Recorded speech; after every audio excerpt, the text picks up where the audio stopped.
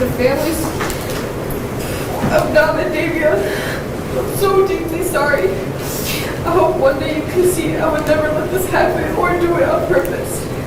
I wish I could remember what happened. I'm just so sorry. I'm heartbroken. I love Dom and Davia.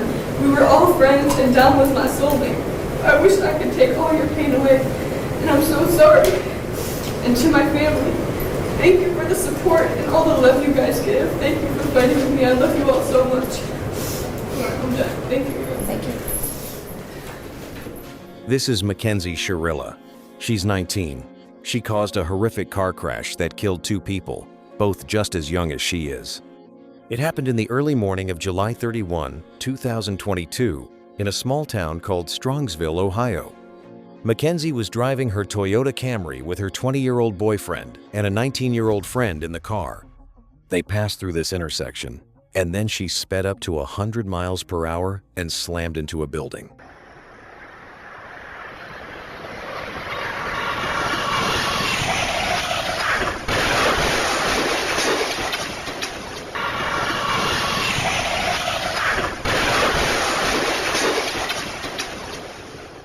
Mackenzie's car was completely destroyed on impact.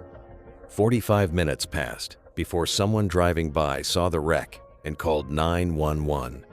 When police arrived, her boyfriend Dominic Russo and their friend Davion Flanagan were already dead. Mackenzie was still in the driver's seat, unconscious. Mackenzie was rushed to the hospital. She had multiple fractures and internal injuries. Her blood test showed she had been drinking and had drugs in her system. Her doctor said that might be why she survived. At first, police couldn't talk to her. She was in the ICU, unconscious. But when she finally woke up, she immediately started crying. Then she told her doctor something unexpected. She said she crashed the car on purpose, that she drove straight into that building at high speed because she wanted to kill her boyfriend and die with him. The doctor didn't take it seriously. He thought it was just the drugs and pain meds messing with her head, a temporary delusion. But when police interviewed her later, Mackenzie changed her story. She said the alcohol, the drugs, the crash, she barely remembered anything. She didn't even know Davion, her boyfriend's friend, was in the car that night. For a while, it looked like a tragic accident. Mackenzie recovered and went home. Life moved on. But the police didn't let it go. They kept digging, pulling surveillance footage, looking for witnesses, talking to friends. 2 young lives were gone, and the police weren't ready to close the case. That morning of the accident, she called. I got a phone call that there was a car accident. Okay, so we went to the hospital, and I didn't even know who was in the car. The names had not been confirmed yet, and I'm gonna cry because I missed Dom so much. We loved him so much. So I called Dom, like over and over again, praying that he was going to answer the phone, and he didn't answer the phone. So then I tried to call his mom, and she didn't answer the phone either. And I still didn't know who was in the car. I didn't even know if she was alive. I didn't know what was happening. So then we were in the waiting room, and then his mom she did call me, so I answered the phone, and I was like, oh my God, like, I don't even know who was in the car, like, what's happening? Was that Dom? And she said, what do you mean? My son is dead. In the hospital, that Vitality post, I commented on that because somebody had called her a murderer, okay? And she's not a murderer because she would never, ever, ever murder the love of her life. In court, Mackenzie's mom, Natalie, did everything she could to defend her. Of course she did. She's her mom. But she probably never saw that the reason her daughter was standing there in the first place started with her and her husband, John. Years of covering for her, bailing her out, never letting her face the consequences. Mackenzie Shirilla was born in August 2004, the 3rd child and youngest daughter, the baby of the family. She was spoiled by her family.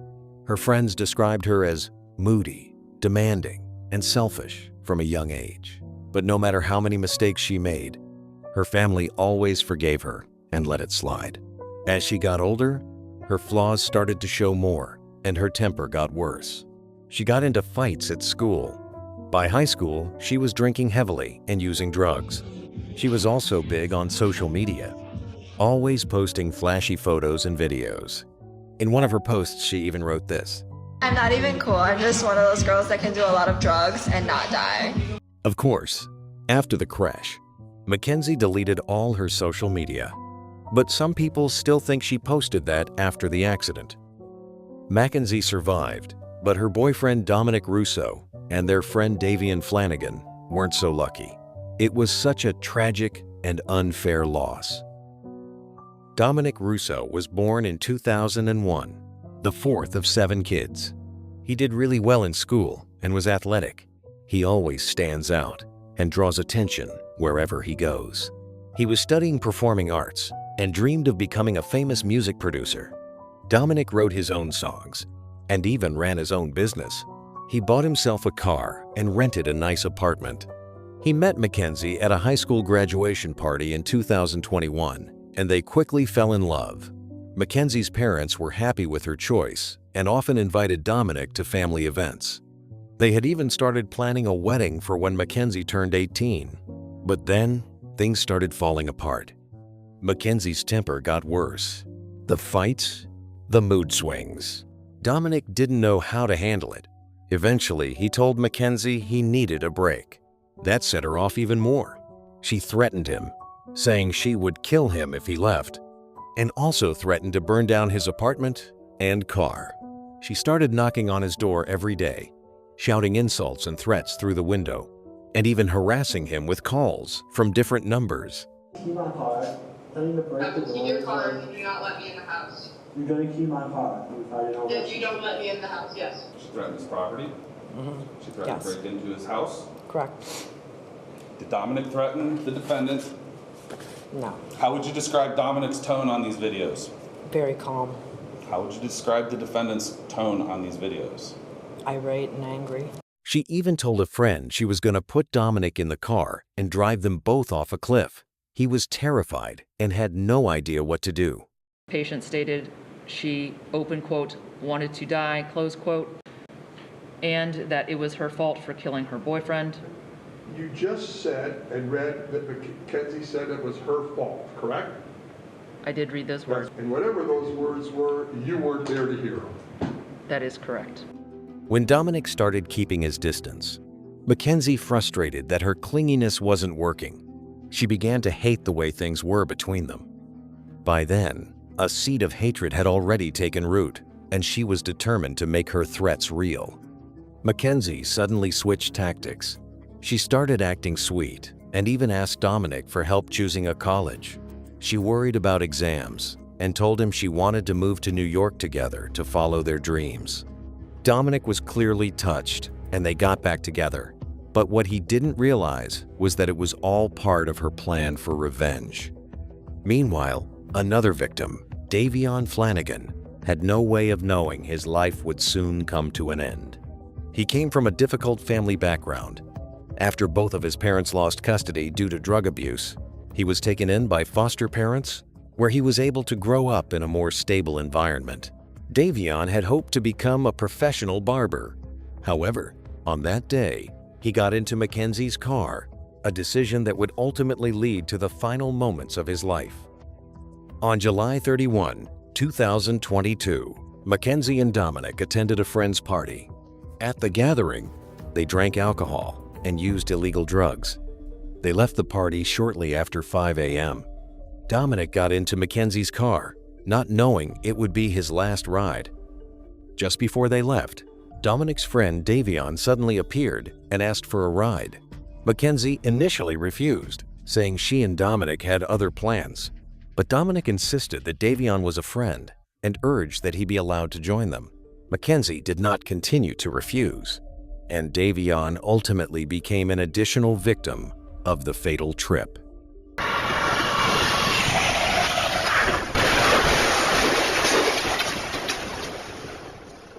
After recovering and returning home from the hospital, Mackenzie quickly went back to her normal life, seemingly convinced she would avoid serious consequences.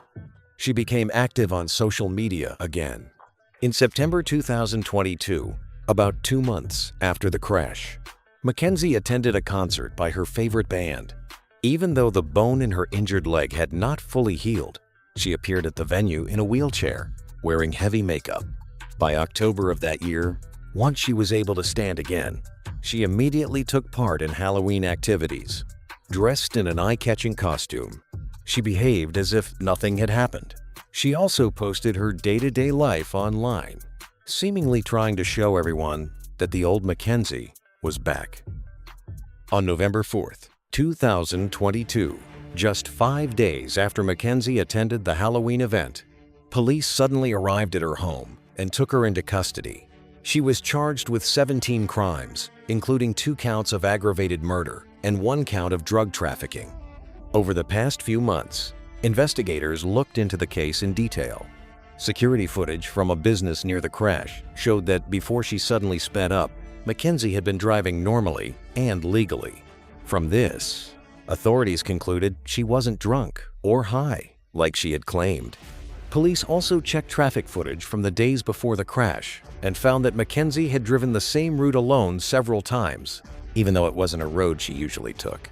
Because of this, investigators concluded the crash was planned. If there is one thing that can be taken away from this case, as painful as it is this. Every decision we make is important. Every action we make is important. The video clearly shows the purpose and intent of the defendant.